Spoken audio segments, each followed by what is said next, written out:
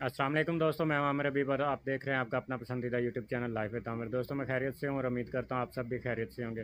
दोस्तों उम्मीद है आपकी जो ईद कुर्बान है बहुत ही प्यारी गुजरी होगी।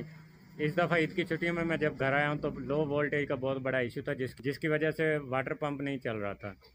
तो मैंने एक ट्रिक यूज़ की है, कैपेसिटर का इस्तेमाल किया है। तो मैंने सोचा क्यों ना आप दोस्तों के साथ भी शेयर कर दूँ। हो ज़ाहिर सी बात है कि ये बहुत सारे घरों में मसला आ रहा होगा क्योंकि गर्मी बहुत पड़ रही है जिसकी वजह से वोल्टेज बहुत कम आ रहे हैं हमारे पास और फिर वाटर पंप नहीं चलता और हम पानी से महरूम रहते हैं। बहुत से घर पानी से महरूम रहते हैं। तो जिस तरह से मैंने लगाया कैपेसिटर आपने लेके लगा लेना है। मेरे पास मेन पे एक स्टेबलाइज़र लगा हुआ है, वो भी मैं आपको दिखा देता हूँ। इस वजह से मैंने कैपेसिटर थोड़ा सा छोटा इस्तेमाल किया, 20 माइक्रोफैरड का 20 यूएफ का कैपेसिटर मैंने इस्तेमाल किया है। आपके पास जितने वोल्टेज कम है आपने उसी हिसाब से कैपेसिटर का इस्तेमाल कर लेना है। कैपेसिटर छोटा या बड़ा लगा सकते हैं। कैपेसिटर से आपकी मोटर जलेगी नहीं, सिर्फ इतना सा फ़र्क पड़ता है कि कैपेसिटर के अंदर जो इलेक्ट्रिसिटी है वो स्टोर हो जाती है और जब भी हम कोई चीज़ चलाते हैं तो वो कैपेसिटर से पावर चली जाती है उस चीज़ को। जो आपने अमूमन देखा होगा जब भी आप वाटर पंप ऑन करेंगे तो सारी बिजली जो है एकदम से लोड पड़ता है और डिम हो जाती है।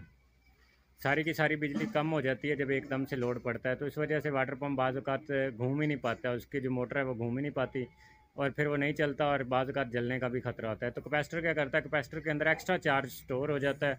जो ही हम वाटर पंप ऑन करते हैं तो वो एक तरह से बैटरी जैसे बैकअप होती है, वो बैटरी की तरह बैकअप देता है और धक्का लगाता है मोटर को, करंट देता है एकदम से, जिसकी वजह से मोटर घूम जाती है। फिर उसके बाद अपने असल करंट पे आ जाती है क्योंकि वो फिर करंट मोटर खाना इस्तेमाल कर देती है, खाना शुरू कर देती है। तो कैपेसिटर जो है वो बराबर आ जाता है वोल्टेज के।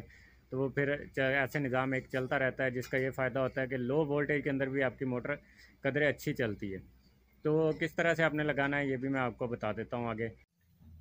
जी तो दोस्तों ये मेरे पास 10,000 वाट का रिमको कंपनी का एक स्टेबलाइज़र लगा हुआ है मेन पर। इसके बावजूद भी बिजली पूरी नहीं होती थी। दोपहर के वक्त तो इतनी कम हो जाती थी कि ये जो हमारे पास इन वोल्टेज हैं ये 100 पे होते थे और जो ही पंप चलाते थे ये ज़ीरो की तरफ चले जाते थे। फ्रिज झटके लेना शुरू कर देती थी और वाटर पंप नहीं चलता था, जिसकी वजह से मैंने फिर कैपेसिटर का इस्तेमाल किया।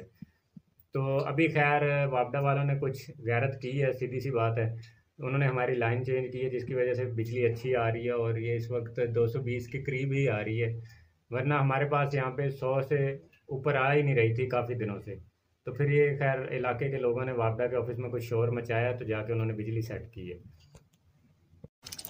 जी तो फ्रेंड्स ये वो कैपेसिटर है जो मैंने इस्तेमाल किया है। ब्रेकर है, ब्रेकरों के साथ मैंने बटन के बाद ये कैपेसिटर इस्तेमाल किया। बटन से पहले भी आप लगा सकते हैं। वो उस जगह पे लगाया हुआ है जहाँ से दो तारें मोटर को जाती हैं बिजली की।